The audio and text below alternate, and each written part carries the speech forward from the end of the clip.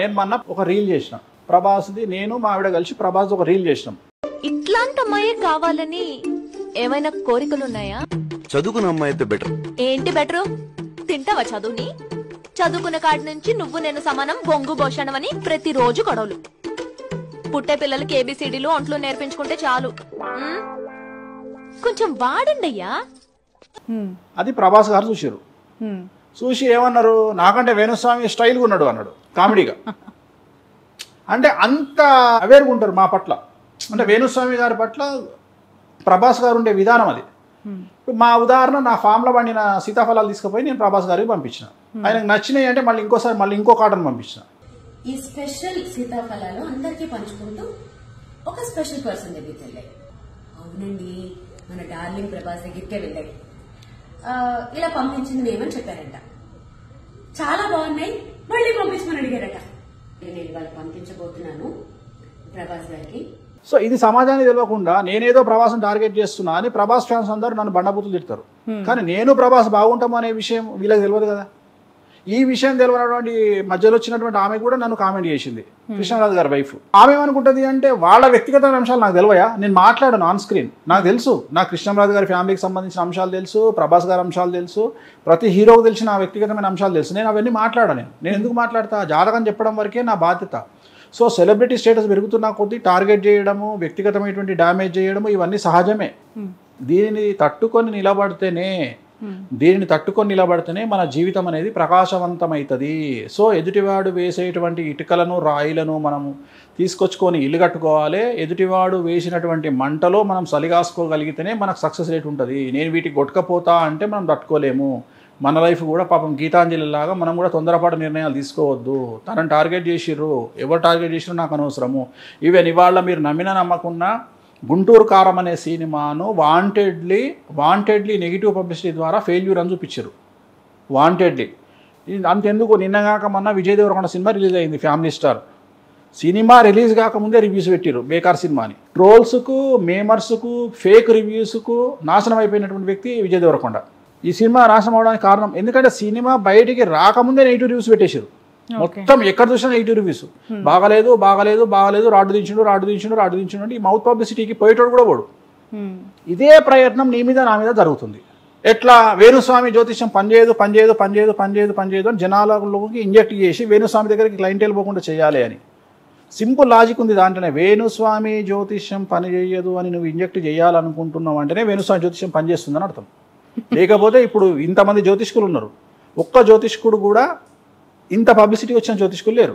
ఉదాహరణ, ఈ మధ్యకాలంలో ఒక జ్యోతిష్కుడు నా మీద ఒక తమ్మునేలు పెట్టిండు, వేణుస్వామి ఎప్పుడు చచ్చిపోతాడంటే. చూసింటావు నువ్వు. తమ్మునేలు పెట్టిండు ఏమని అంటే, వేణుస్వామి ఎప్పుడు చచ్చిపోతాడంటే అని తమ్మునేలు. అతను పెట్టిన 200-300 వీడియోలు చూస్తే అన్ని వీడియోలు 100, 200, 60, 70 వ్యూస్. నాదొక్కటి మాత్రం 2,50,000 పోయింది. నా తమ్మునేలు పెట్టింది. That is my brand. Venu Swamy అనే బ్రాండ్ పెడితే అది రైట్. ఇప్పుడు ఏ జాతకంలో పుట్టిన వారికి ఆలస్యంగా పెళ్ళి అవ్వడం లేదంటే పెళ్ళే కాకుండా ఉండటం ఉంటుందంటారు? 99% పెళ్ళి అవుతుంది. ఒక 1% అంటే 1,00,00,000 మందిలో ఒక 10 మందికి పెళ్ళిళ్ళు కావు. ఆ జన్మ బ్రహ్మచారులుగా మిగిలిపోతారు వాళ్ళు. అంటే వాళ్ళను బ్రహ్మచారులుగా మిగిలిపోవడానికి, బ్రహ్మచారిణులుగా మిగిలిపోవడానికి లేడీస్ అయితే కారణం ఏంటంటే, వాళ్ళ జాతకంలో ఇక శుక్రుడు చాలా చాలా చాలా చాలా చాలా దరిద్రమైన స్థానాల్లో ఉంది. అంటే వాళ్ళకు కుటుంబ సౌఖ్యం అనేది ఉంది. కుటుంబ సౌఖ్యం nothing but sexual life. So sexual life లేని వారికి జనరల్గా వివాహం అనేది జరగదు. వివాహం జరిగితే సెక్సువల్ లైఫ్ ఉంటుంది. సరే, కలియుగంలో ఉన్నాం, పెళ్లితో సంబంధం లేకుండా కూడా సెక్సువల్ లైఫ్ ఉంటుంది. ఉంటుంది. కానీ వీళ్ళకి అది ఉండదు. వీళ్ళకు పెళ్లితో సంబంధం లేకుండా సెక్సువల్ లైఫ్ ఉండదు, పెళ్లితో సంబంధం ఉండి కూడా సెక్సువల్ లైఫ్ ఉండదు. సో వీళ్ళ జాతకంలో శుక్రుడు పరమ అపోజిట్ డైరెక్షన్లో ఉంటాడు. ఉదాహరణ, 12వ స్థానంలో ఉన్న ఉత్త శుక్రుడే కాదు, కేతువు కూడా కలిసి ఉండొచ్చు. 6వ స్థానంలో శుక్ర కేతువులు కలిసి ఉండొచ్చు, లేదా శుక్ర కుజ కేతువు ముగ్గురు కలిసి ఉండొచ్చు, లేదా శుక్ర కుజ కేతు శని కలిసి ఉండొచ్చు. సో ఇలా కలిసి ఉండడం వల్ల ఏంటి అంటే, వీళ్ళు బ్రహ్మచారులుగా ఉండే అవకాశం ఉంది. లేదంటే ఎక్కువగా విడాకులు అయ్యేటువంటి అవకాశం ఉంటుంది. చాలా వరకు మ్యారేజ్ కాకుండా ఉండే అవకాశం లేదు. అయితే లవ్ మ్యారేజ్ ఎర్లీగా అవ్వచ్చు, లేదా నార్మల్ మ్యారేజ్ ఎర్లీగా అవ్వచ్చు, డివోర్స్ అవ్వచ్చు, లేదా లేట్ మ్యారేజ్ అవ్వచ్చు, డివోర్స్ అవ్వచ్చు, లేదా ఒక్కొక్క పెళ్లి కాకుండా 2-3 పెళ్ళిళ్ళు అయ్యే అవకాశం ఉంది. మీరు అబ్జర్వ్ చేయండి 1990కి పూర్వము సమాజంలో రెండో పెళ్లి అనేది అతి పెద్ద విషయం. అసలు రెండో పెళ్లి అనేది పెద్ద విషయం. ఇప్పుడు మీరు అబ్జర్వ్ చేయండి, ప్రతి 100 మందిలో 10 మందికి మూడో పెళ్లిలు అయినాయి. కారణం ఏంటి అంటే అండర్స్టాండింగ్ ప్రాబ్లమ్స్, జాతకాలు బాగాలేకపోవడం వల్ల, అండర్స్టాండింగ్ ప్రాబ్లమ్స్ వల్ల వాళ్ళకు సమస్యలు వస్తున్నాయి. సో జాతకాలు బాగాలేకపోవడం అంటే మెయిన్ వివాహం బాగుండాలి అంటే ఆడవాళ్ళ జాతకంలో కుజుడు బాగుండాలి, గురువు బాగుండాలి. మగవాళ్ళ జాతకంలో శుక్రుడు బాగుండాలి.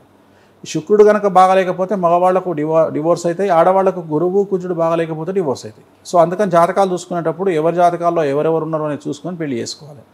ఈ జనరేషన్ అమ్మాయిలకు యాంగ్జైటీ డిజార్డర్ చాలా ఎక్కువగా ఉంటుంది, గురువు నీచంలో ఉండడం వల్ల, గురువు 6వ ఇంట్లో ఉండడం వల్ల. అందువల్ల వాళ్ళు ఎక్కువగా తొందరపాటు నిర్ణయాలు తీసుకొని డివోర్స్కు లోనయ్యే అవకాశాలు కనిపిస్తూ ఉన్నాయి. రైట్. ఏ రాశి వాళ్ళని చేసుకుంటే ఎక్కువగా సమస్యలు వస్తూ ఉంటాయి, అసలు చేసుకోకూడదు, ఇలా ఏమైనా ఉంటుందా? 100% ఉంటుంది. మంచి క్వశ్చన్ ఇది. ఇంతకుముందు కూడా చెప్పిన, నేను ఇప్పుడు క్లారిటీ ఇస్తాను.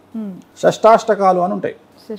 షష్టాష్టకాలు, షష్టం అంటే 6, అష్టం అంటే 8, 6:8. మీకు అర్థమయ్యే భాషలో చెప్తా. సమాజానికి చాలా దగ్గరగా ఉండేటువంటి అవకాశం.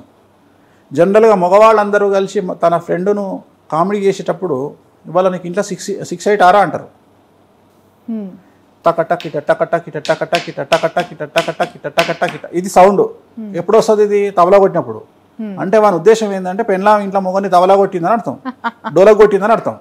అందుకనే షష్టాష్టకాలు అంటాం మనం. షష్టాష్టకాలు అంటే అందరూ అంటారు, కామెడీ చేస్తారు, అరే ఇవాళ నీకు 6-8 అయింది కదా ఇంట్లో అంటారు. అంటే షష్టాష్టకాలు ఈజ్ 6:8. 6:8 అంటే జనరల్గా మనం ఏం చూస్తున్నాము, మనం జనరల్గా 6:8 తీసుకున్నప్పుడు ఒక రాశి నుండి ఇంకొక రాశికి 6 నుండి 8 ఉండు. ఉదాహరణ, ఇప్పుడు నువ్వు ఫోన్ చేసినావు, గురువుగారు మా తమ్ముడిది మేషరాశి అయింది అన్నప్పుడు మేషం, వృషభం, మిథునం, కర్కాటకం, సింహం, కన్య. కన్య ఎంత అయింది? 6 అయింది. తులా, వృశ్చికం ఎంత అయింది? 8 అయింది. అంటే మేషరాశి అబ్బాయికి కన్యారాశి అమ్మాయి కానీ వృశ్చిక రాశి అమ్మాయి కానీ పనికిరాదు. సీఎం బిడ్డ సీఎం కొడుకు అయినా సరే. అంటే కక్కుడి తొద్దిగా, ఇక కక్కుడి తొద్దిగా అక్కడ. ఇక మా మేధావులు చెప్తారు కొంతమంది పంతులు, శుభ షష్టాష్టకాలు అంటారు. నాగుమ్మామ అంటేనే కాటేసేది. మంచి నాగుమ్మామలు ఉంటాయా? విషయం అంటేనే తాగితే తెస్తారు. మంచి విషయాలు ఉంటాయా? నువ్వు తాగితే తెస్తావు అన్నప్పుడు కత్తి ఉంది, పొడుస్తా దిగుతుంది లోపలికి, దిగని కత్తులు కూడా ఉంటాయా? సో షష్టాష్టకాలు అంటేనే దరిద్రం. దీంట్లో వీళ్ళు ఏం చేస్తారు అంటే 100 అబద్ధాలైనా పెళ్లి చేయాలి అంటే మా తెలివిగల బ్రాహ్మణులు కొంతమంది ఏం చేస్తారు అంటే కావాలని అబద్ధం ఆడి పెళ్లి చేస్తారు. అంటే ఉదాహరణ శుభ షష్టాష్టకాలు ఎట్లయితే ఆయన పాలల్లో ఉప్పు వేస్తే విరిగిపోదా? సింపుల్ క్వశ్చన్, సింపుల్ ఆన్సర్, విరిగిపోతుంది. లేదు నేను టాటా ఉప్పు వేస్తా, అయోడైజ్డ్ ఉప్పు వేస్తా, లేదు సముద్రంలో అప్పుడే తయారైన ఉప్పు తీసుకొచ్చేస్తా. నువ్వు ఏ ఉప్పు వేసినా బిస్కెట్ అవుతుంది, పాలలో ఉప్పు వేస్తే విరిగిపోతాయి, అయిపోయింది. మామూలు కొంతమంది చెప్తుంటారు ఈ మధ్య, నన్ను విమర్శిస్తూ మన ఒక ఆయన పెట్టిండు, వేణుస్వామి షష్టాష్టకాలను పెళ్లి చేసుకోవద్దు అంటాడు, కానీ శుభ షష్టాష్టకాలు ఉంటాయి. నువ్వు శుభ షష్టాష్టకాలైనా ఏ షష్టాష్టకాలైనా నువ్వు పెళ్లి చేస్తే మళ్ళీ నా దగ్గరికే వస్తారు వాళ్ళు విడాకుల కోసం. లేకపోతే స్వామి మాకు విడాకులు అయితే తనకదేస్తున్నాం, పలానా పంతులు పెట్టినా నేను బండబూతులు తిట్టుకుంటారు. అది మళ్ళీ నీ పిల్లల మీద ఎఫెక్ట్ చూపిస్తుంది. సో షష్టాష్టకాలు నీకు చాలా ఈజీ. ఏ పంతుల దగ్గరికి మీరు ఎవ్వరు పోవాల్సిన పని లేదు.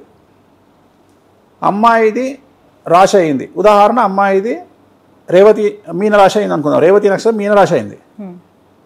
మీనం, మేషం, వృషభం, మిథునం, కర్కాటకం, సింహం. సింహం ఎంత అయింది? 6 అయింది.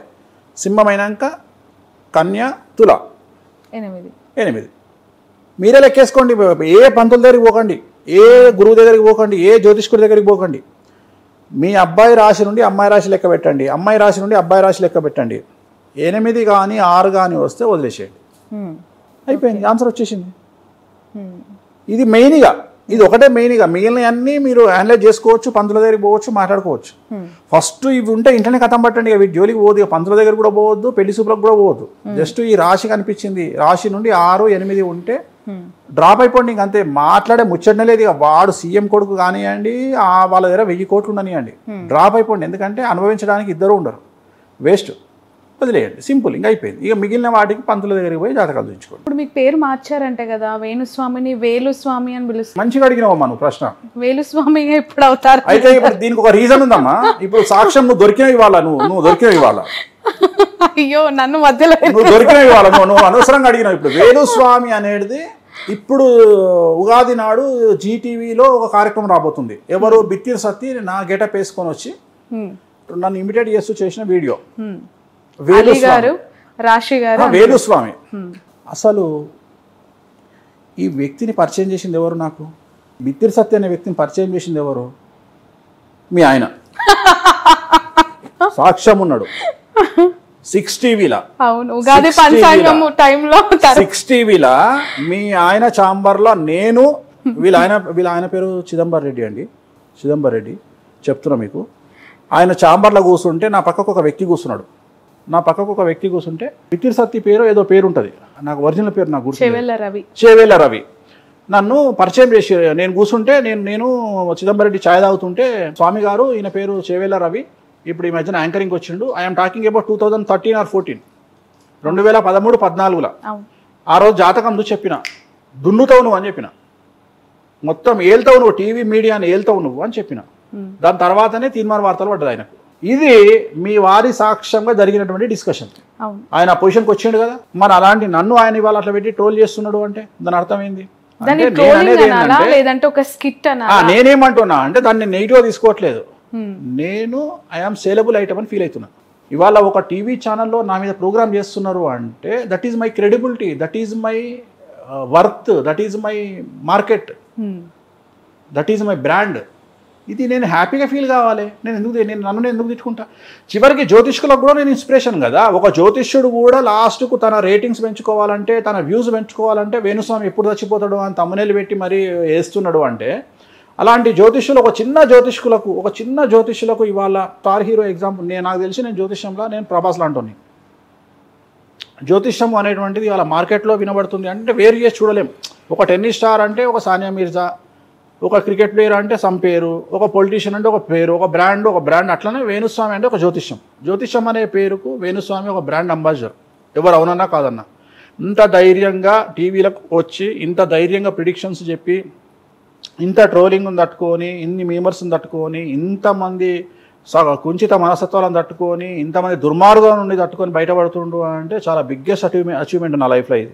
ఇప్పుడు ఆపరేషన్ లేకుండానే మోకాళ్లకు ప్లాస్మా ట్రీట్మెంట్, మీ ఆర్థోపెటిక్ సమస్యలన్నిటికీ రోబోటిక్ టెక్నాలజీ ద్వారా తక్కువ ఖర్చుతో శాశ్వత పరిష్కారం, ఫ్రీ కన్సల్టేషన్, ప్రతి ట్రీట్మెంట్ పై 20% డిస్కౌంట్.